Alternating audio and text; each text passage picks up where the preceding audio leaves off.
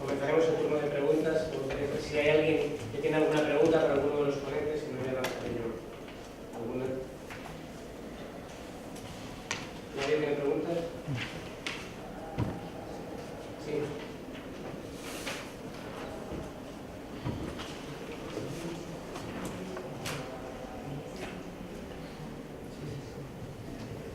Sí, muy buenos días. Es para la profesora María José.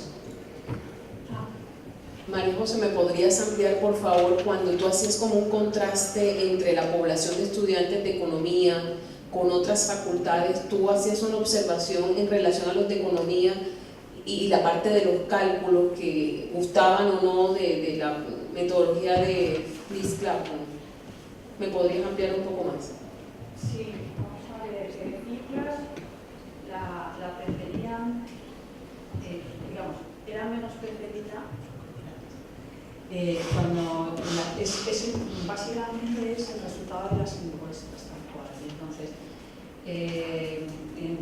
los estudiantes han preferido en términos globales porque contestaban en preguntas tipo respuestas Dique, estoy totalmente de acuerdo, bastante de acuerdo, parcialmente de acuerdo y desacuerdo total. Entonces, bueno, ellos en este sentido el acuerdo era un 66% que prefieren ese tipo de metodología frente a metodologías más tradicionales. Sin embargo, dentro de los que no están de acuerdo, un 14% están en total desacuerdo, es decir, que no les gusta nada. Y luego, además, lo que sí observamos es que por grados, por grupos de estudios, tanto derecho como economía, que digamos tienen, bueno, es muy arriesgado decirlo, digamos, que puede considerarse un poco más teórico tal vez, o que se puede usar. La percepción yo creo que tienen ellos es que son asignaturas que se pueden estudiar tal vez que más en casa, más online, que no necesitan tanto, que quieren tener más explicaciones teóricas. Esa, bueno, no fue la percepción que ellos nos transmitieron, sobre todo en los focus group, ¿no? En los de derecho, realmente, luego si lo piensas, derecho necesita mucha práctica y economía también, pero que ellos preferían clases más tradicionales porque es un tipo de conocimiento en el cual es muy habitual el transmitirlo de forma de clase magistral, por decirlo de alguna manera, ¿no? Y sin embargo, todas las que eran más prácticas, más cuantitativas, más prácticas, como la aplicación de esa práctica es muy importante, y les interesa mucho que la clase presencial sea para no solo resolver dudas teóricas, sino también para resolver lo que son ejercicios, práctica y demás, ¿no? Está un poco la percepción. De todas maneras, la diferencia es ligeramente uno superior a otro, tampoco son unas diferencias muy grandes. Se nota más esa diferencia en la motivación o la satisfacción que tienen con la clase híbrida y la clase online. Ahí ganan por goleada las cuantitativas. Las cuantitativas quieren clases presenciales, mucho más que sea exclusivamente online. Se les hace muy difícil la clase online, para los de derecho menos, para los de, por ejemplo, los de General Education, que son los americanos, que son unos grados distintos a los nuestros, porque son unos cursos de educación general, son como comunes a todos los grados, ¿no? De primero. Y eso es como que necesitan menos presencia. Ellos la presencia la quieren para dudas, la quieren para llevar a la práctica lo que están estudiando online. Entonces, yo creo que entienden muy bien lo que es el flip class aplicado a este tipo de entorno educativo. También los hay que no les gusta nada el flip class, y además en los focus te lo contaban, y decían, es que prefiero que venga un profesor, aunque sean 2 horas a la semana, y que me lo cuente. Yo me buscaré yo la vida para hacer prácticas o lo que sea, ¿no? Y es que es así, y les cuesta, porque además una de las cosas que contábamos es que consideran que el flip class les da mucho trabajo, y además tienen la percepción de que los profesores trabajamos menos, cosa que todos los que hemos hecho flip class sabemos que es mentira, porque se trabaja muchísimo más. considerablemente más.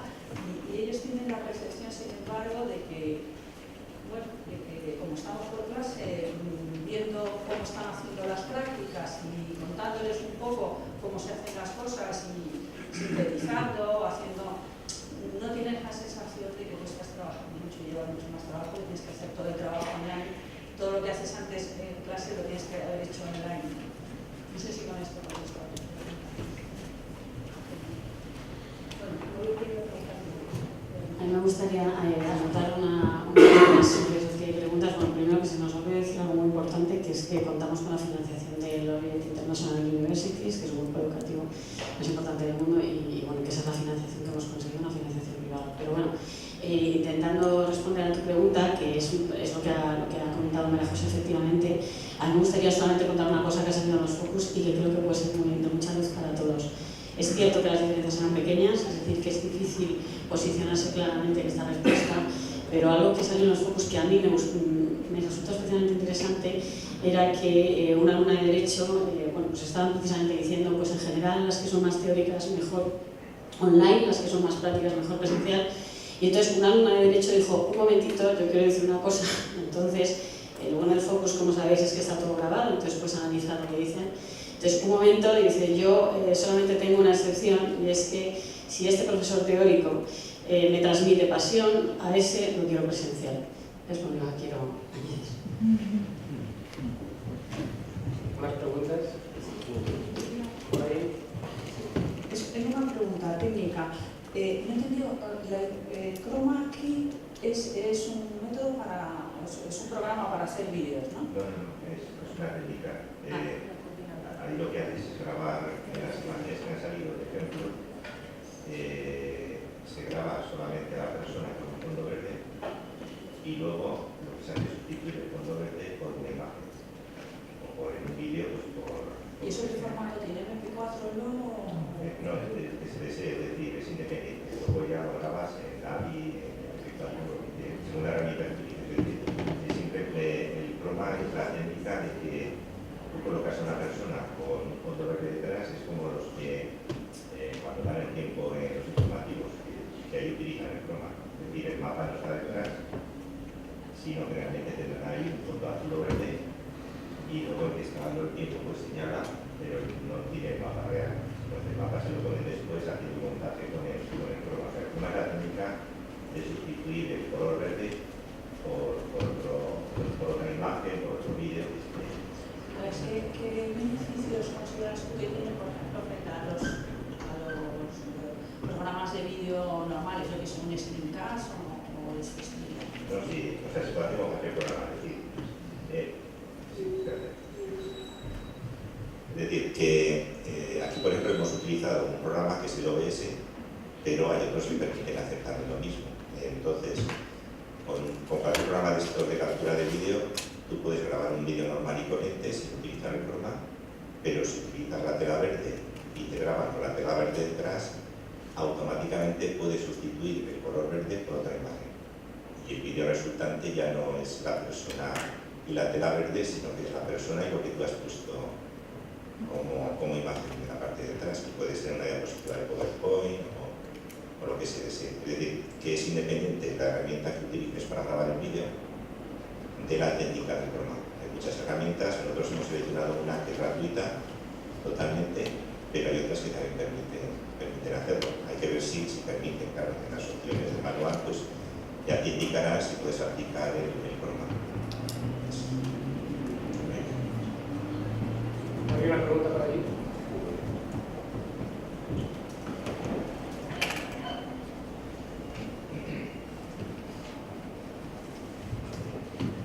Mi pregunta va dirigida a todos los que habéis presentado aula virtual, aula invertida, en el sentido de que, desde mi punto de vista, corregidme si no, aquí la clave es qué actividades se diseñan en la clase presencial.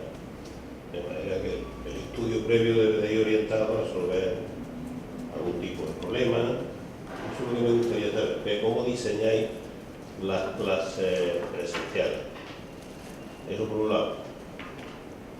Yo lo hago a nivel de prácticas de instrumentación electrónica, es decir, preparo los vídeos y en la orientación de los vídeos que luego vayan a la práctica y sepan cómo hay que manejar los videojuegos. Pero me interesa cómo diseñáis las clases presenciales. Y la segunda cuestión es que los vídeos están muy bien, pero hay capacidades, hay que desarrollar también la capacidad de lectura, de comprensión, de interpretación de esquemas y tal, y eso pues entiendo que hay que hacerlo con otros materiales. ¿Utilizáis documentación normal, PDF, en el aula invertida? Para que quiera.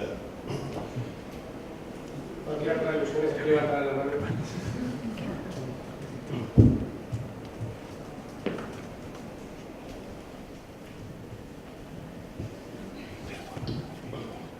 Yo espero acordarme de las dos preguntas, pero la de materiales nosotros indudablemente tenemos las diapositivas sobre las que hacemos el vídeo, tenemos el libro de la asignatura, una parte de la asignatura no tenía, digamos, libro de consulta y lo generamos documentación suficiente y luego al final de cada parte, digamos, cuando ya han hecho el aula invertida, se les da los ejercicios resueltos, los que han resuelto en clase para que los tengan luego de cara al examen.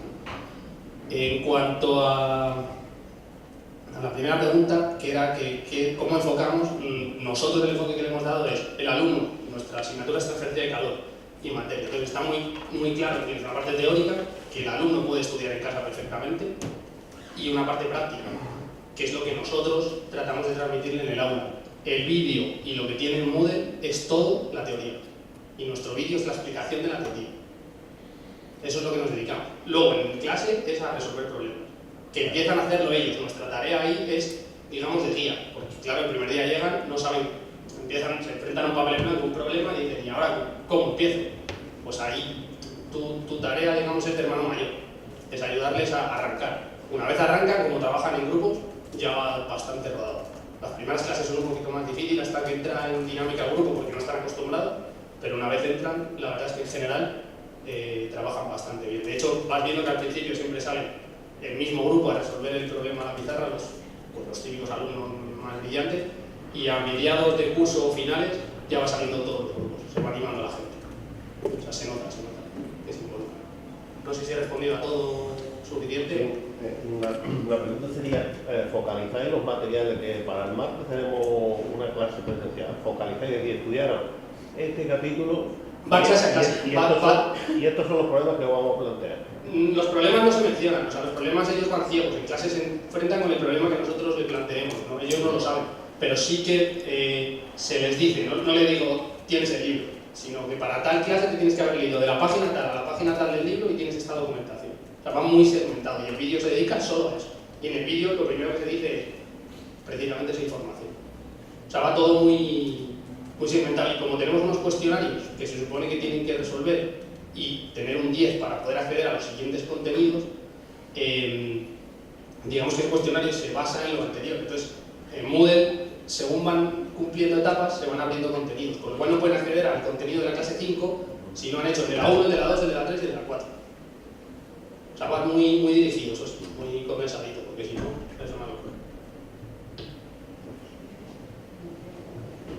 ¿Alguien más que Sí, no, comentar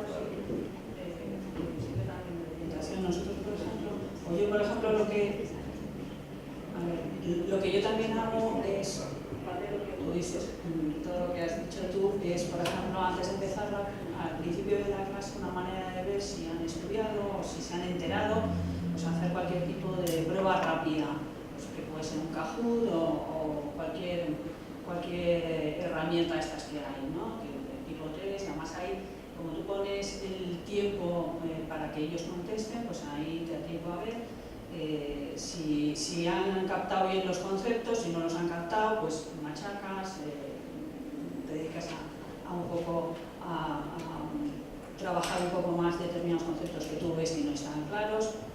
Es decir, hombre, introduces un poquito de teoría en el sentido de que lo que está revisando es qué es lo que han entendido, qué es lo que han trabajado y qué es lo que han visto. Y luego, inmediatamente, pues ponerse a hacer prácticas, como tú dices, prácticas que ellos no han hecho. Yo sí que les dejo muchas prácticas resueltas en aula online, ¿no? En